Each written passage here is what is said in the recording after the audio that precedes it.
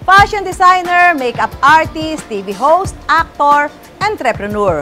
Isa siya sa tinuturing na pioneers of beauty sa Philippine showbiz. Noong Setyembre, napabalitang isinugod siya sa ospital dahil sa stroke.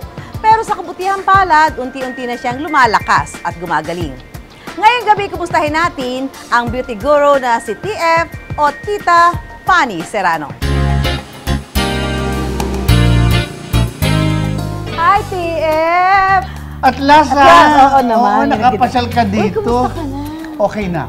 Naku, TF, kwentuhan mo naman ako. Marami kang kukwento ngayon. Napakarami. Sa tagal mong nawala sa buhay ko. Ay, nga. Marami kukwento ngayon. Pagkwentuhan natin yan. Yes.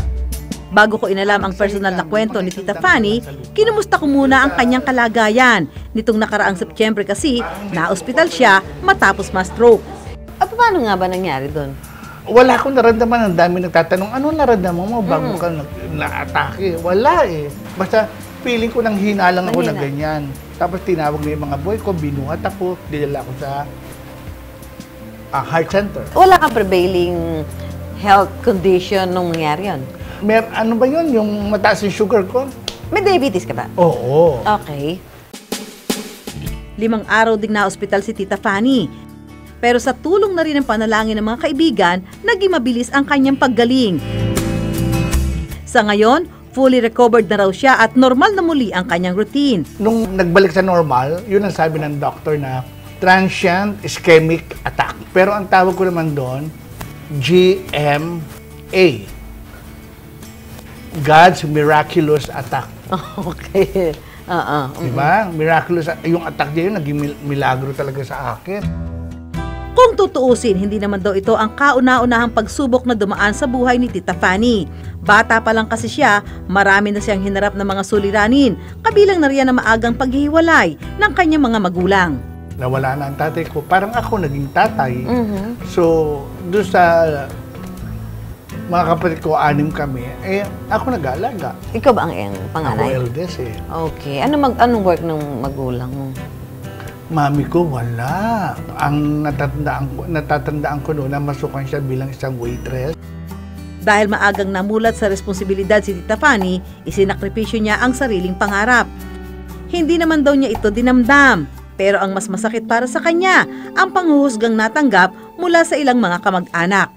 Naririnig ko sa mga kamag-anak ko. Pag lumalapit ako humingi ng tulong, pabili ng bigas, pag naubusan kami, o walang ulam o whatever.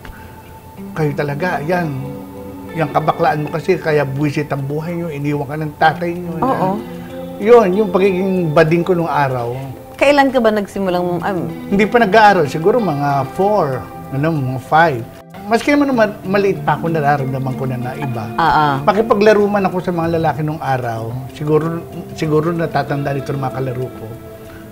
Si Cowboy Indian, ako yung kinikidnap. Para mabuhay, sinubukan niya maghanap ng iba't ibang trabaho. Mula sa pagtitinda ng school supplies hanggang sa pagiging boy sa mga parlor. Ang ginawa ko muna dun Ano? Boy. Boy ka, Walis-walis ka. Pag may clip ka makita, kailangan pulutin mo yun. Tawag ng taxi. Bili ng merienda, bili ng soft drinks, bili ng sigarilyo, kung anong gusto sa'yo.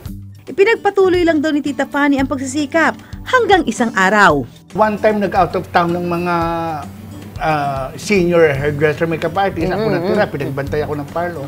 May dumating na customer na kailangan gawin. Dahil meron siya importanteng lakad.